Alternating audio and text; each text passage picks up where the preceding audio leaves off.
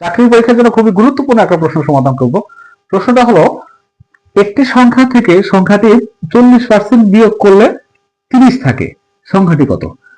যেহেতু একটা সংখ্যা থেকে তার 40% বিয়োগ করার পরেও 30 থাকে, তাহলে ধরে নিলাম যে সংখ্যাটি হচ্ছে এক্স। এক্স থেকে আমরা বিয়োগ করব হচ্ছে এই এক্স এর 40%। এটা বিয়োগ করার পরে আমাদের থাকবে হচ্ছে 30, তার মানে সমান হচ্ছে 30। এটা সমাধান করে আমরা এক্স এর মানটা বের করতে পারলে সেটাই হবে আমাদের সংখ্যা। তাহলে আমরা সহজ করে করার জন্য এক্সটাকে কমন আকারে রাখতে পারি। এক্সটাকে কমন নিয়ে নিলে আমরা এখানে পাচ্ছি হচ্ছে এক্স, যেহেতু কমন নিয়ে নিয়েছি তাহলে এখানে কিছু থাকে না, মানে 1 বিয়োগ এখানে এক্স তো কমন নিয়েই নিয়েছি, থাকে হচ্ছে শুধু 40%।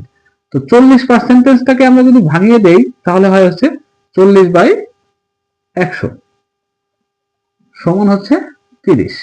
এখন আমরা যদি এটাকে হিসাব করি, এটাকে আমরা চাইলে কাটাকাটি করে ফেলতে পারি। 20 দিয়ে কাটলে হয় 20 দুগুণে 40, 5 20 100। তাহলে আমরা এখানে পেয়ে যাচ্ছি 1 বিয়োগ 2/5 সমান হচ্ছে 30। এখান থেকে আমরা এখানে যদি লসাগু করে ফেলি, 5 হচ্ছে লসাগু, তাহলে 5 1 5 বিয়োগ 2 সমান হচ্ছে 30। এই যে ভগ্নাংশটা এই পাশে গেলে এটা উল্টিয়ে যাবে, তাহলে কত হয়ে যাবে?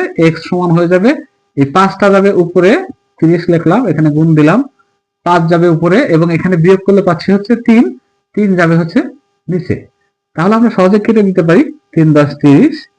তাহলে আমরা পেয়ে গেলাম 10 আর 5 গুণ করলে 5 10 50। সুতরাং আমাদের সঠিক উত্তর হচ্ছে ক নং।